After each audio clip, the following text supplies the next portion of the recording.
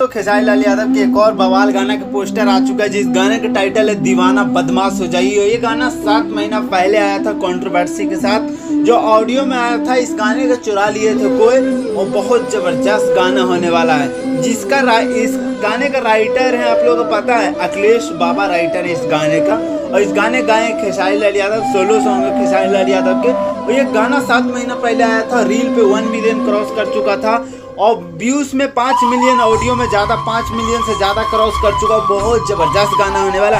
18 जून के सुबह 6:15 पे गाना आ रहा है म्यूजिक खेसारी म्यूजिक वर्ल्ड पे। बहुत ज़बरदस्त गाना होने वाला दोस्तों। इस गाने को जो खेसारी लाल यादव आवाज़ दिए ना, और वीडियो सॉन्ग नज़र आएगा।